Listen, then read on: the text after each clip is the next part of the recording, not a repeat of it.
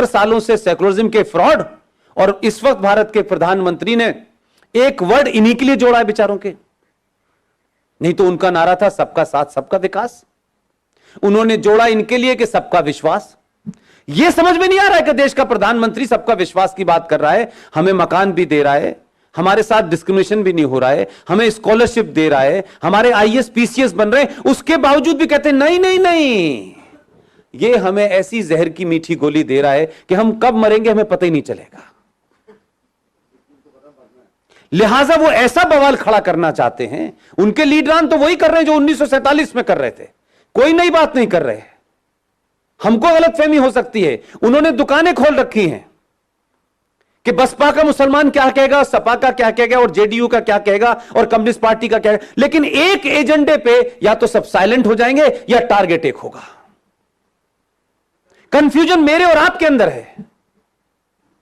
हम बार बार समझते हैं ये लिबरल है, ये नॉन लिबरल है, ये गलतफहमी का शिकार है।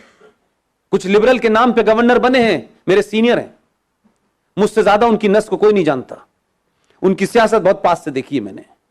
यह वक्ती जरूरत है कि अगर आंधी आ गई है तो थोड़ी देर के लिए ऐसे हो जाओ कि आंधी निकल जाए, निकल जाएगी फिर हम खड़े हो जाएंगे। कुछ लोगों ने कंप्रोमाइज इसलिए कर लिया है कि वो आंधी के निकलने का इंतजार कर रहे हैं। वो बदले नहीं है कि उनके अंदर कोई ऐसा मसीहा पैदा हो गया है कि कल वो पूरे देश में बताएंगे कि देखिए साहब ये सरकार तो आपका बहुत भला कर रही है। उनको मालूम है कि अगर हमने ये मान लिया कि ये सरकार भला कर रही है तो हमारी राजनीति और हमारा मिशन और एजेंडा ही समाप्त हो जाएगा। उसको जिंदा रखना है। तो ये जो सारे धर्म बराबर हैं उसमें आपने नुकसान किया, उनका फायदा हुआ। जो मजहब है उसको आपने पढ़ा नहीं, उस किताब को जानते नहीं, उस भाषा को जानते नहीं, उस नॉनसेंस को जानते नहीं, लेकिन उसके बाद भी आप में से 90% लोगों का दावा है कुरान में यह लिखा हुआ है, Islam is a religion of peace. वो तो सही कह रहे हैं, लेकिन आपने पीस की स्पेलिंग गलत रट लिया, हम क्या कर सकते हैं? वो वही कर रहे। तो ये हमको बीमारी क्यों है कि हम सच बात कहें, और आज तो पूरी दुनिया देख रही है, कोई छुपाने की जरूरत नहीं है। पूरे यूरोप में क्या हाल बना हुआ है, पूरे यूरोप में आप उनसे ज्यादा ताकतवर हैं, आप उनसे ज्यादा लिबरल हैं। जहां वो शरण लेके गए थे वहां क्या हाल कर रखा है कि अब वो शरण मांगने के लिए भाग रहे हैं। सड़कों पे क्या हो रहा है? अब तो कोई ऐसा नहीं है कि कोई आपसे इंफॉर्मेशन को सेंसर कर रहा हो, अब तो बिल्कुल रॉ मटेरियल की तरह इंफॉर्मेशन आपके पास आ रही है। अभी इंग्लैंड के इलेक्शन में क्या हाल हुआ है आपको पता है? लेबर पार्टी ने यह रेजोल्यूशन पास किया कि हम ताकत में आएंगे तो सबसे पहले भारत में जो जम्मू कश्मीर में 370 हटाया गया है उसके खिलाफ रेजोल्यूशन पास करेंगे। यह उनके मैनिफेस्टो का हिस्सा था। पूरे पाकिस्तान का मुसलमान और भारत का मुसलमान जो लंदन में था वो लेबर पार्टी को उसने वोट दिया। मेरे पास जो मेरे मित्र लोग हैं जो मेरी स्पीचेस को सुनते हैं, वहां एक रिक्वेस्ट थी। मेरे ये साथी हैं ओम यादव जी, बनारस से लॉ करके आए हैं, ये मेरे साथ रहते हैं, मेरी चिंता करते हैं, सारे प्रोग्राम्स को देखते हैं। इनके पास रिक्वेस्ट आई कि पुष्पेन जी से कहिए एक 4 या 5 मिनट का वीडियो बना के भेज दे। मैंने कहा मेरा क्या रिलेवेंस है लंदन में? उन्होंने कहा बहुत लोग आपको सुनते हैं कि कंजर्वेटिव पार्टी जो पूरे तरीके से भारत की संस्कृति के साथ खड़ी है, भारत की जब कश्मीर पॉलिसी के साथ खड़ी है, उसे जिताना है। मैंने वीडियो जारी किया, वो चला, उसकी वजह से चाहे 0% भी इफेक्ट हुआ हो, लेकिन जो चाहते थे इसलिए मैंने भेजा। लेकिन आप देखिए कि पूरे कश्मीर का मामला जो जहां मुसलमान मौजूद था उसने वही किया जो उसे करना था।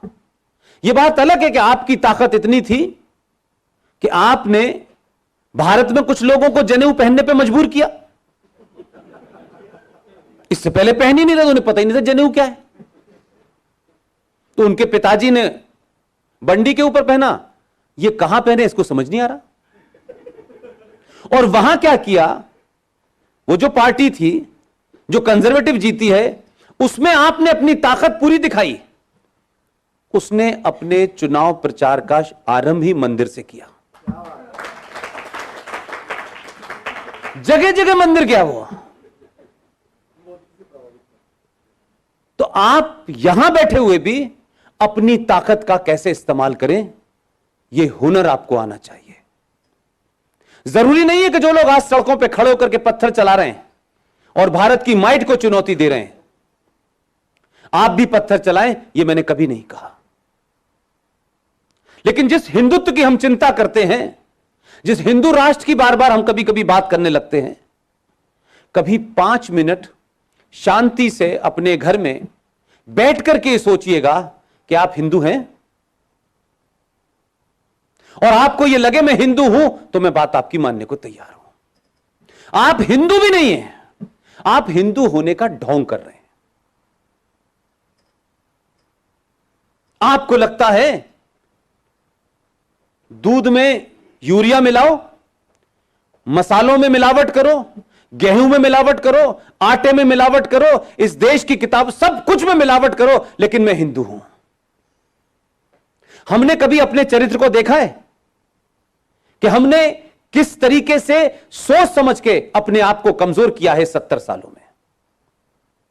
कभी आपने किसी दलित को यह बताया कि बार बार यह कहा जाता है कि दलितों की हालत ब्राह्मणों ने ऐसी कर दी, ब्राह्मणों ने ऐसी कर दी? किसी ने रुक के उनसे पूछा, भाई 1000 साल से तो ब्राह्मणों की हालत दलित जैसी है, तुम्हारे हमने तो राज किया नहीं 1000 साल से। जिन्होंने राज किया है कम से कम उनके साथ तो मुगलों के जाने के बाद तुमको यहां का राजा होना चाहिए था।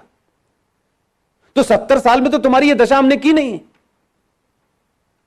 लेकिन आप सोचिए कि जो आपके हैं, जो सनातन के हिस्से थे, हमने अपनी फॉल्स ईगो में ऐसे हालात कर दिए कि एक भूखे नंगे लोगों ने उनका हाथ पकड़ लिया और उनको झूठा आश्वासन दे दिया। जो सन 1947 में जिन्ना साहब ने किया, वही उसका आज एक सुधरा हुआ रूप है, जय भीम और जय मीम। और उस पूरे मूवमेंट में वो सबसे आगे नजर आ रहे हैं। आपको खर्चा करके भी 4 मुसलमान नहीं मिल रहे कि आपकी बात को कह सके, क्योंकि आप लोगों को खरीदते हैं, आप मिशन से काम नहीं करते। 2 को वजारत दे दो, 2 को लालच है तो वो कुछ बोल देंगे, साहब देखे नहीं नहीं मोदी बहुत अच्छा काम कर रहा है। मोदी के हटते ही वो करने लगेंगे जो उनको करना है। तो आपने जमीन पे काम नहीं किया। और 1984 की घटना ने, जो किसी राजनीतिक दल के कारण हुई थी, क्या कभी आपने, समाज ने यह सोचा कि अगर कुछ लोगों ने गलती की तो समाज को नहीं भुगतना चाहिए? क्या हमने कोशिश ऐसी की कि जो सिख सनातन को बचाने के लिए जिन्होंने अपने बच्चों को 26 दिसंबर को दीवार में चिनवा दिया, शीशगंज गुरुद्वारे पे गर्दनें कटवा दी, कश्मीर में कश्मीरी पंडितों ब्राह्मणों के ऊपर जब परेशानी आई तो जाके कुर्बानी दी, हमने उनको इतना भूल गए, हम इतने एहसान फरामोश हो गए और धीरे धीरे अपने आप को इतना कमजोर कर लिया कि आज आपके पास लड़ने के लिए कोई नहीं है।